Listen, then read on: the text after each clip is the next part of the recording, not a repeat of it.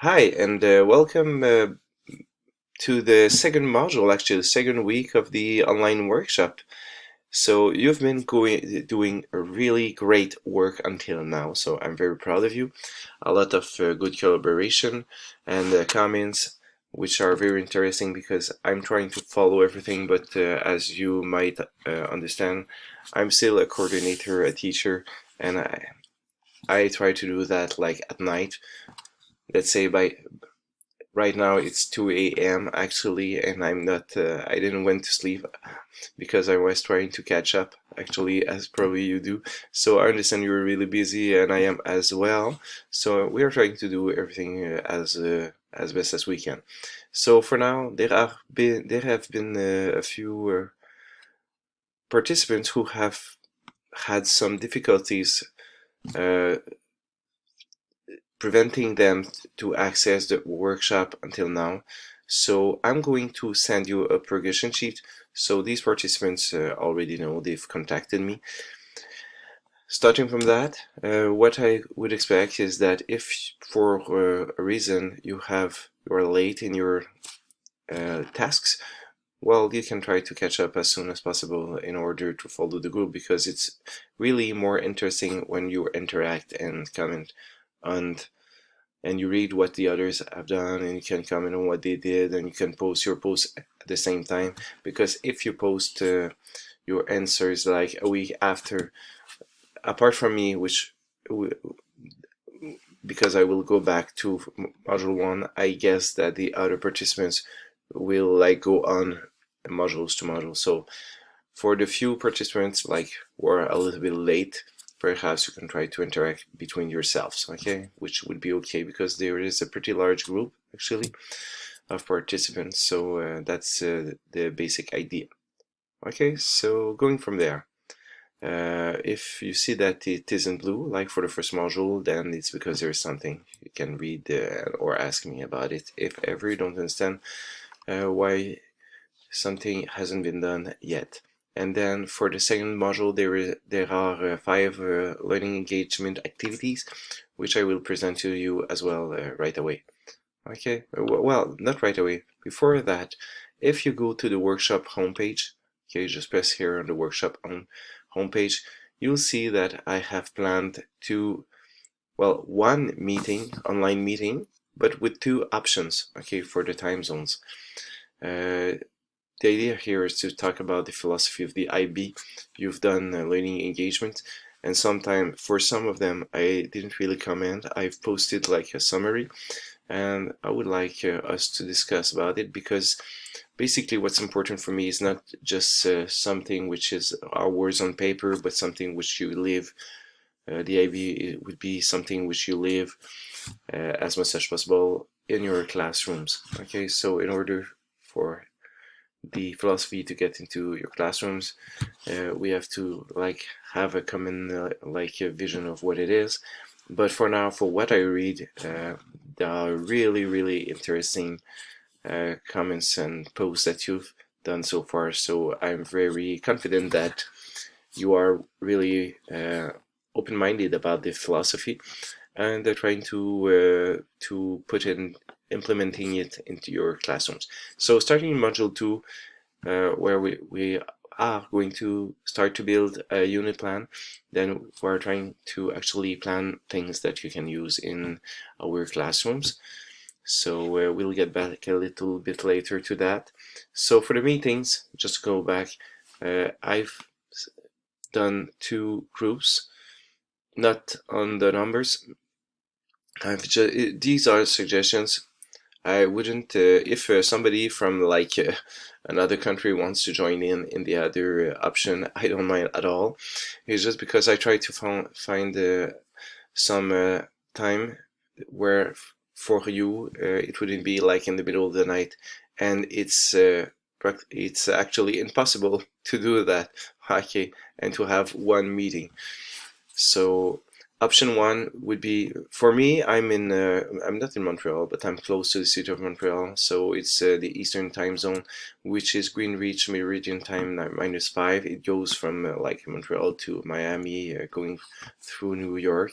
So any city in that time zone can give you my time, and then you have to adjust your time. I've tried to like guess with the, let's say, an educated guess, looking at where you come from, to know your own time zones. Okay, so for me, the first meeting would be on Friday, November 20th at 7:30 p.m., which allows for California to have like a 4:30 meeting, and then for China to have like in the morning of Saturday, and in South Australia actually to be 11 in the morning for them. The second option for me, it's at 2 a.m. okay, during the night between Friday and Saturday, which allows for everyone like in Africa and Europe to be like in the morning. Okay, so I guess normally with the online workshops is pretty much the most popular time slots, if I may say, because else I know I have a family as well, so we're all trying to manage like time. If you can do it to any of the meeting for whatever reason, or the internet connection isn't good enough, well, I will of course understand. Okay, it's an offer that we do, let's say twice during the workshop, uh, selecting a few things which we want to discuss first, and then I'm open to any questions that you might have or comments. So that's basically it for the online meetings. You just have to press the option. I'm just going to do it just to show you. For now, it's closed. Okay, so on Friday night at that time you can join in, but just trying to make sure that it's the right time for you, because I know that in the past there have been some difficulties of people trying to join in but not at the right time. So hopefully it's going to be fine for all of you. So going to module 2 now. Let's see. Of course, once again, you go to the module notes here, and it guides you through the module. The activator here is to take a picture, you'll see, basically illustrating either a topic, concept, or scale, and you explain it. So it's pretty, I would say, it's pretty interesting actually. It seems simple, but it shows that it gives us like a starting point sometimes to try to find an activity which is really anchored in real life. So somehow when we open our mind looking at things or pictures or whatever, we can see that mathematics can be somewhere within it, and we can use it like to find ideas. Our really big advantage here is that you are a large group, so I'm starting with the unit plan. I will comment on a few things which will, I hope, help you like build the idea, the mainframe, if I may say, of the unit, and then you will be able to use like the ideas that everyone within the group has. So this is going to be interesting. So next, for this second learning engagement, conceptual understanding, there is an explanation here. It's not easy actually. It's never that easy, and the conceptual understanding brings us to the statement of inquiry. It really is like, it's a step. The conceptual understanding is a step to the statement of inquiry. So do the both together, I guess. Well, unless you want me to comment on the first one first. And often I give suggestions. I read your statement of inquiries, and then I can say, just give other suggestions which you can use or not. So that's going to be basically one of my main concern here within the module, is to try to guide you through these through the conceptual understanding and the statement of inquiry. Then you have to think about a task, an authentic task that you want to give to your student. So think about it. Everything should be linked, because you want to find a task which is covering your topic, applying your topic in real life as much as possible, which will be often criterion D, which is, but it could be in some cases people like go to criterion B, but generally to have a grasp activity is something. You'll see that each letter means something, which is actually the goal, and then the role, the audience, the situation, and the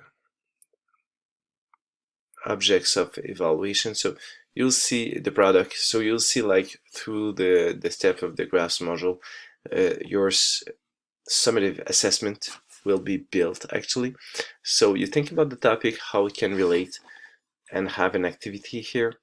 But what you would like to have, and you will present that activity actually here. So what you would like to have is that your conceptual understanding and statement of inquiry are linked to the grasp activity situation. So all of these three things are going to be in the unit plan. I put it here, but I could have put it, well, actually I put it also in module 3. In module 3 I will ask you to like copy paste these things within the unit planner, which is like the frame to do planification in the MYP. So I am going to comment on these. So take your time. It's not like that long. The second module doesn't have like much to give in, much to read, but the idea here is to get an idea and to go through the concepts of the mathematics guide, and to go through the global context and explorations. You'll see that the explorations, whoops, for now I'm just trying to find to open it.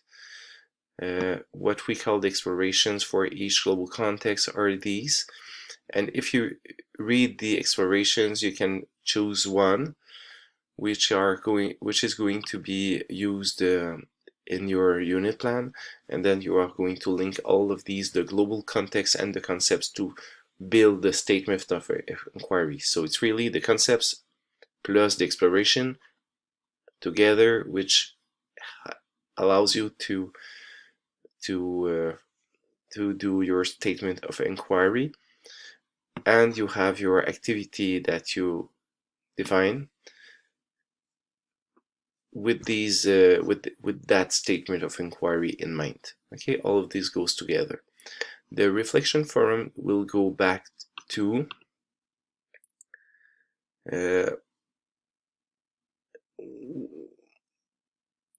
well, it's actually the last part is the relationship between summative assessment and the statement of inquiry. Normally something that the teachers find really easy to do. So it just, because, well, it's exactly what I just said. It's, you build a situation, you have your statement of inquiry, there's one answers the other, if I may say. So you are going to just state the link, and everything, these four things actually will go in your unit plan. So that's module 2. It's more of individual work because everyone is building their own unit plan, but the comments that you can give to others are going to improve actually their unit plan. So I very much encourage you to try to comment and to give suggestions to your colleagues. So that's pretty much it. So hoping to see you in the meeting, and meanwhile try to balance your life, and I wish everyone is healthy everywhere, and that you are learning actually from this workshop. So until next time, bye bye.